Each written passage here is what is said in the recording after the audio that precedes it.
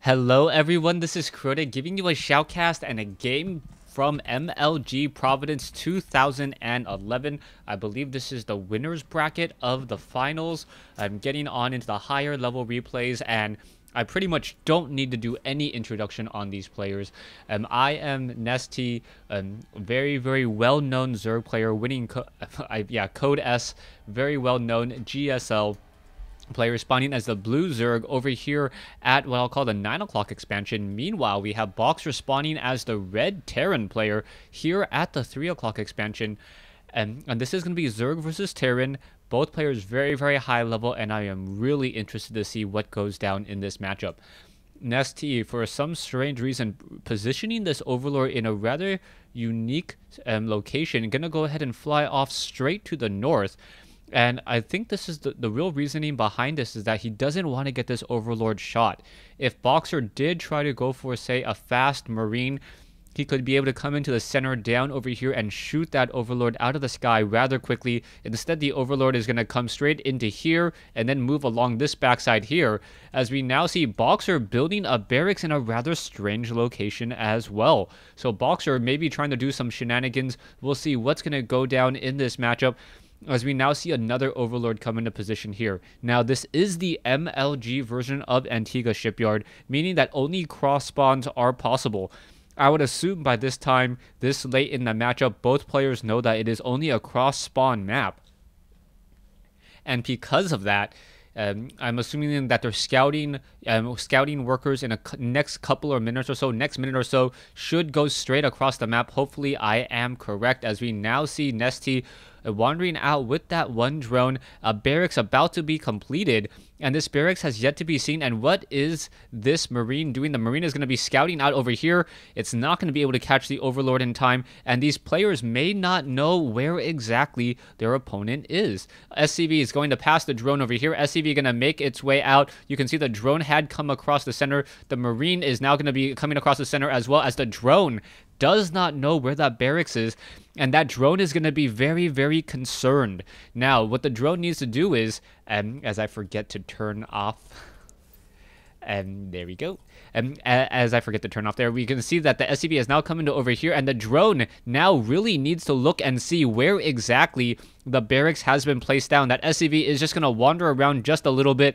Drones are going to come down the ramp, and a lot of precious mining time will at least be lost, and the bunker will just simply be canceled here. There you go. Only 25 minerals lost there, as one Marine and one SCV are going to try to put some pressure down. It's not going to really work. There's simply too many drones, not enough Marines, not enough DPS, as that SCV can't really tank that much damage. Now, taking a look at the scouting information, MLG has not seen where that barracks is yet.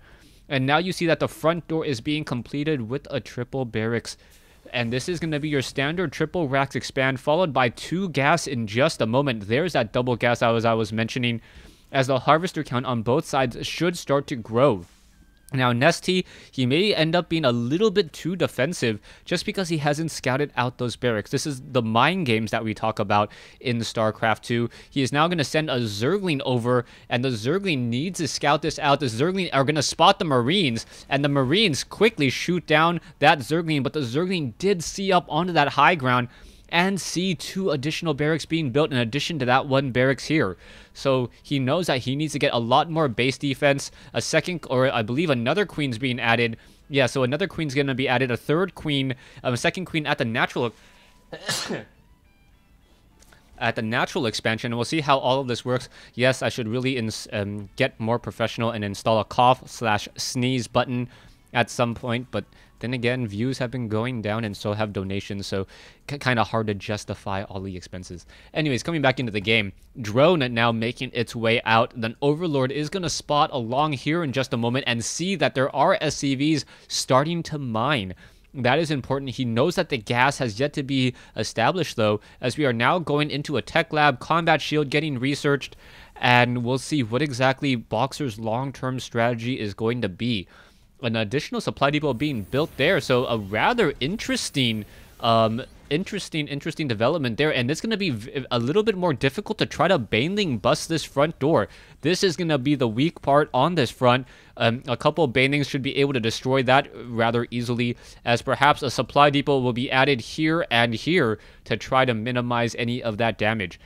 A third expansion already being created. You can see now a queen making its way up, and the Marines doing a great job walking around the center Xel'Naga tower. If it actually walks up this ramp over here, is going to catch them, but no, the Marines are not going to see that at all. Going to come up into this location here and now try to challenge, and there are not enough Zerglings in production just quite yet. Overlords are in position. Queen is just going to get taken down in just a moment. No, drone after drone getting taken down. You can see 2 worker kills already. The Marines are now completely surrounded, but they are going and focus firing onto drones one at a time, and I think that will be a decent amount of workers lost as the Marines now get cleaned up. Harvester count 35 compared to 36, but that's going to change as 10 drones now all of a sudden pop there. MLG running off of 4 hatcheries on 3 bases at the 8-minute mark of this game. He's going to be able to drone up very heavily, and this is going to be very, very difficult to stop. The macro of MLG just simply amazing right now, as we now see siege tanks with siege tech being added.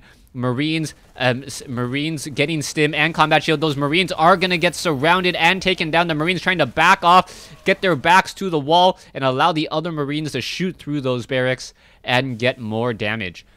Third orbital command will be added. It will be a little bit difficult for Boxer to actually establish this expansion here. And I'm still not sure he knows that there is an expansion up here either. Really, really bad news, as Boxer is still behind a siege tank. No siege tech yet. At level 1 weapons upgrade, an SCV joining in on the fight. Medevacs are being added as well, as we are now at 58 drones compared to 44 SCVs. But those 4 mules are giving Boxer a very strong economy, even though he is currently behind on bases.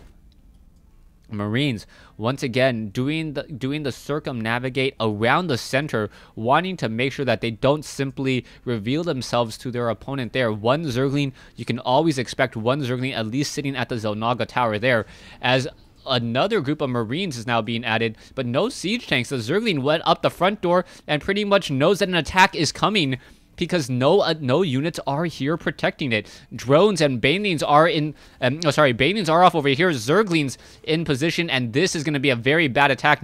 Boxer doesn't realize that he's walking straight into a trap. He's going to be fighting on creep. More Banelings coming in. Marines do not have stim yet, and the timing on that attack, just horrible for Boxer.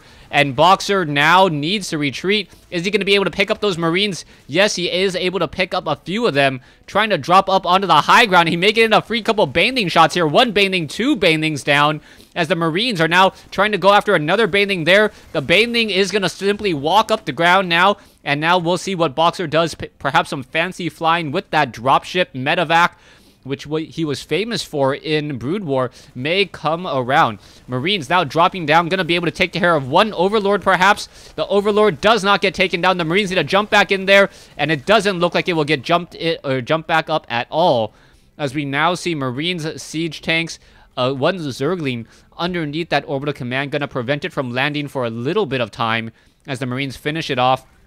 And now there we go, going to go ahead and land that orbital command there. Boxer sitting at 86 compared to MLG's 120.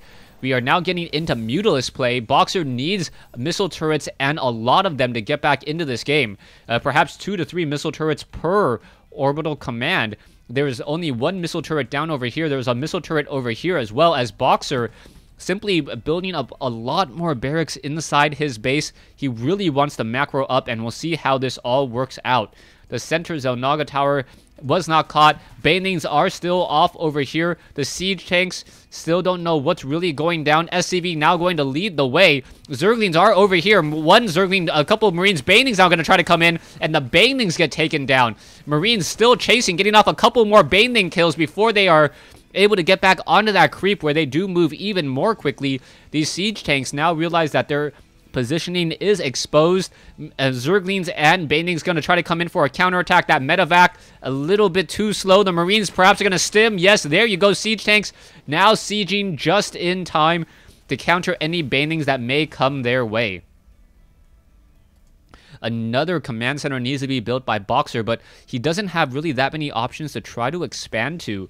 Taking a look at the numbers so far, Army 130 compared to 171. MLG still with a 30 food advantage now, as the Mutalisks are going to simply flock in over here. Double missile turrets, no armor upgrades or auto-sec tracking, but the missile turrets are going to get some easy damage there. SCV's trying to repair. It doesn't look like they will keep up, as there's just simply too many units, and now all of these SCVs are going to retreat. This orbital command now going to take some damage here, but the siege tanks are hoping to catch out of position here. Siege tanks now sieging, and here we go. In comes a battle, but straight onto some creep.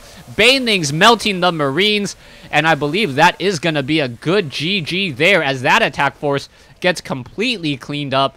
Boxer now in trouble, as he is only running off of 2 bases compared to MLG's 3 now. And that is no good, as the Marines come back in and finally are able to shoo off those units. Things are looking very bad, as Boxer does bring home those medevacs. 58 harvesters compared to 74. Boxer has a very uphill battle, it's going to be traveling uphill, losing my analogies or my metaphors in the middle of a sentence. Yes, as an uphill or I'm not going to even try that. You know what I mean. As SCVs are now just mining away over here. Marine's going to stay close by. Level 2 weapons upgrade coming in, but level 1 carapace upgrade as a missile turret gets taken down. A second missile turret may get taken down, as the Marines able to get off some more damage there. SCV needs to repair. The additional building armor really helps out for missile turrets, as the chain damage, instead of being 931, reduces to 711, which is a large reduction on the amount of damage each Mutalisk is able to do. As now we see an attack on the front door. Marines going to try to split up now. You can see the Marines are a little bit split up there. Marines and Banelings both sides battling it out, but the Zerglings are going to finish off this location here. You can still see a line of blue coming in from the main base of MLG, as MLG has turned his macro advantage into victory here on Antigua Shipyard. I believe the GG just will be coming in. A Thor is in play, or will be in play, but it is now misrallied. SCVs are going to try to repair. Baneling's going to run straight into it, take down the SCVs that were repairing it, and now take down a couple of those SCVs back over here as well. The front door has been broken. SCVs are not going to really be able to do very much of anything, and it's just going to be a matter of time now before MLG gets the win, and Boxer says GG. We'll see what's going to be happening here. More mules just being called in, trying to salvage this game somehow. Zerglings at the 3rd base, Zerglings in the expansion, Zerglings in the main base, and Boxer down to 42 food. Perhaps now just thinking about how he can do better in Game 2 of this series. Taking a look around, there's the GG, and there you go. Boxer has left the game. Thanks for watching. Thanks for listening. Hope you guys enjoyed Game 1 in this series between QIMNesTea versus SlayersBoxer here on Antigua Shipyard.